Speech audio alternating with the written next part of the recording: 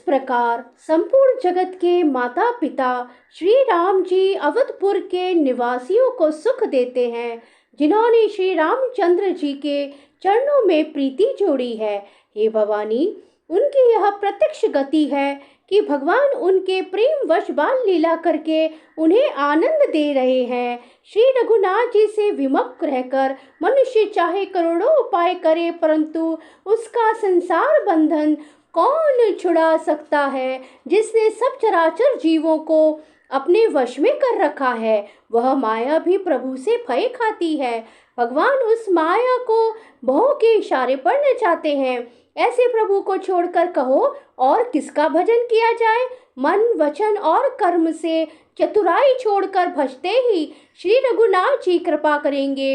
इस प्रकार से प्रभु श्री रामचंद्र जी ने बाल क्रीड़ा की और समस्त नगरवासियों को सुख दिया।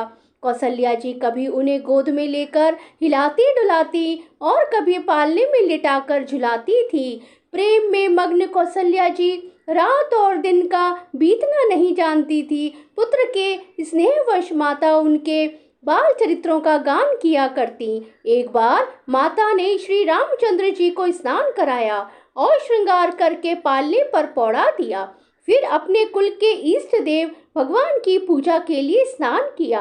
पूजा करके नैवेद्य चढ़ाया और स्वयं वहां गई जहां रसोई बनाई गई थी। फिर माता वही पूजा के स्थान में लौट आई और वहां आने पर पुत्र को इष्ट देव भगवान के लिए चढ़ाए हुए नैवेद्य का भोजन करते देखा।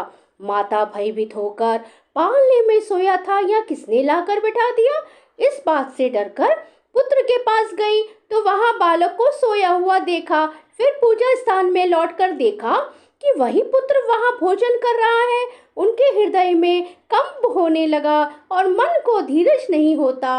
वह सोचने लगी कि यहाँ और वहां मैंने दो बालक देखे, यह मेरी बुद्धि का भ्रम है या कोई विशेष कारण है। प्रभु श्री रामचंद्र जी ने माता को घबराई हुई देखकर मधुर मुस्कान से हंस दिया। फिर उन्होंने माता को अपना अखंड अद्भुत रूप दिखलाया, जिसके एक एक रोम में करोड़ों ब्रह्मांड लगे हुए हैं। अगणित सूर्य, चंद्रमा, शिव, ब्रह्मा, बहुत से पर्वत, नदियां, समुद्र, पृथ्वी, वन, काल, कर्म, गुण, ज्ञान और स्वभाव देखे और वे पदार्थ भी देखे जो कभी सुने भी ना थे। सब प्रकार से बलवती माया को देखा कि वह भगवान के सामने अत्यंत भयभीत हाथ जोड़े खड़ी है। जीव को देखा जिसे वह माया नचाती है और फिर भक्ति को देखा जो उस जीव को माया से छुड़ा देती है। माता का शरीर पुलकित हो गया, मुख से वचन नहीं निकलता। तब आंखें मूंदकर उसने श्री रामचंद्र जी के चरणों में सिर नवाया। माता को आश्चर्यचकित देखकर खर के शत्रु श्री राम जी फिर बाल रूप हो गए। माता से स्तुति भी नहीं की जाती। वह डर गई कि मैंने जगत पिता परमात्मा को पुत्र करके जाना। श्री हरि ने माता को बहुत प्रकार से समझाया और कहा, हे माता सुनो, यह बात कहीं पर किसी से न कहना। कौशल्या जी बार बार हाथ जोड़कर विनय करती हैं कि हे प्रभु, मुझे आपकी माया अब कभी ना व्यापे।